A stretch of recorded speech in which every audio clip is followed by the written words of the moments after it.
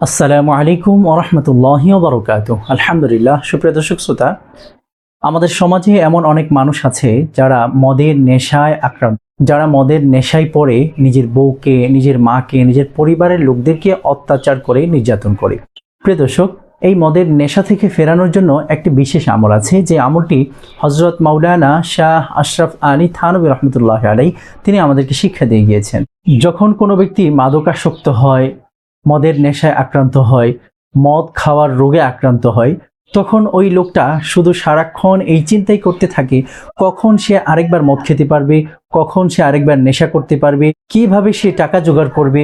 সারাক্ষণ এই টেনশনের মধ্যেই থাকে, এই চিন্তার মধ্যেই থাকে। যা কিছুই কামাই করে আর রোজগার করে, যাই করে, সে সব টাকা দিয়ে মদ খাওয়ার কাজে লাগিয়ে ফেলে। প্রিয় দর্শক, এই যন্ত্রণাদায়ক অবস্থা থেকে মুক্তি পাওয়ার জন্য এক বিশেষ বিস্ময়কর আমল হযরত মাওলানা আশরাফ আলী থানভী রহমতুল্লাহ আলাইহি আমাদেরকে শিখিয়ে গিয়েছেন। প্রিয় দর্শক, এই আমলটি যদি আপনি নিয়ম মেনে করতে পারেন, তবে আল্লাহ সুবহানাহু ওয়া তাআলা আপনার আমলকে অবশ্যই কবুল করবেন, এবং আপনার স্বামী, আপনার সন্তান, আপনার ভাই, সে যেই হোক না কেন, মদে আসক্ত ব্যক্তি, সে ইনশাআল্লাহ কয়েকদিন এই আমল করার কারণে আল্লাহ রাব্বুল আলামিন তাকে মদের নেশা থেকে হেফাজত করবেন, মদের নেশা আক্রান্ত হওয়া থেকে হেফাজত করবেন ইনশাআল্লাহ। প্রিয় দর্শক, আমলটি খুব বেশি কঠিন কিছু নয়, একটু লম্বা চূড়া আমল।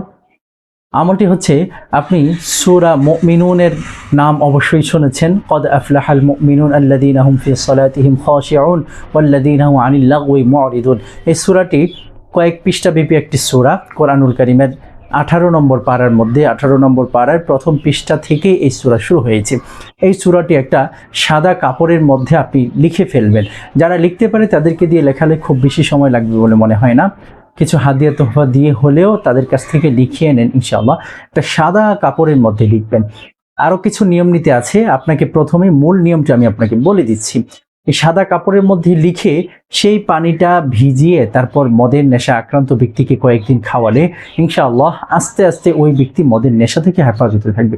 প্রিয় দর্শক, শুধু আমলই যথেষ্ট নয়, তার চেষ্টাও থাকতে হবে, আপনার চেষ্টা থাকতে হবে, এবং দোয়া কান্নাকাটি অব্যাহত রাখতে হবে।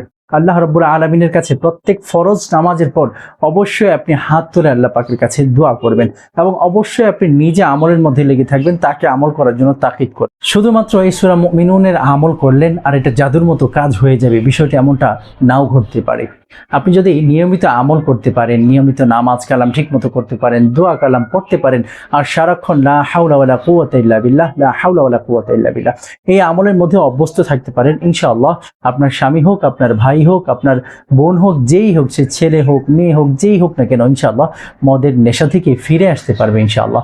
ওই ব্যক্তি আর মদের নেশা আক্রান্ত হবে না, সে আর মদ পান করবে না ইনশাআল্লাহ, যদি আপনি ঠিকঠাক মতো এই আমলটি করতে পারেন।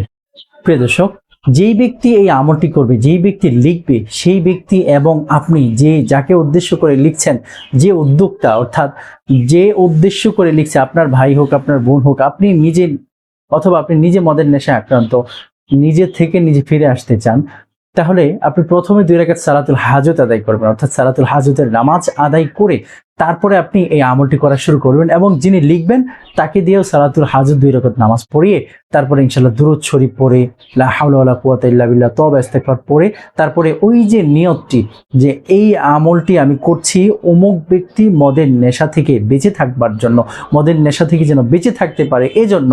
প্রিয় দর্শক, এই নিয়তটি মনে মনে রেখে তারপরে এটা লিখতে হবে, তবে অবশ্যই আপনি আমলের ফলাফল লাভ করবেন ইনশাআল্লাহ। প্রিয় দর্শক, এই আমলটি আশরাফ আলী থানভী রহমতুল্লাহ আলাইহি আমাদেরকে শিখিয়ে গিয়েছেন। আমরা উম্মতের মাঝে এই আমলটি বেশি বেশি পৌঁছে দেওয়ার আপ্রাণ চেষ্টা চালাচ্ছি। আপনিও আমাদের ভিডিওটি শেয়ার করে অবশ্যই মানুষের দ্বারে দ্বারে এই আমলটি পৌঁছে দিন, কেননা ঘরে ঘরে এখন নেশাদ্রব্য গ্রহণ করার মানুষ ভরে গিয়েছে। প্রিয় দর্শক, এই আমলটি যদি আপনি পৌঁছে দিতে পারেন, ওই ব্যক্তিও আপনার জন্য দোয়া করবে, এবং আমল করার দ্বারা যে সওয়াব লাভ হবে, আপনিও এর সওয়াবের ভাগীদার হবেন ইনশাআল্লাহ। প্রিয় দর্শক, ভিডিওতে লাইক কমেন্ট করে দেবেন, এবং ভিডিওটি ব্যাপকভাবে শেয়ার করে দেবেন, এবং আমাদের চ্যানেলের পাশে থেকে আমাদের চ্যানেলকে পৃথিবীব্যাপী ছড়িয়ে দেওয়ার জন্য চেষ্টা করবেন ইনশাআল্লাহ। আসসালামু আলাইকুম ওয়া রাহমাতুল্লাহি ওয়া বারাকাতুহু।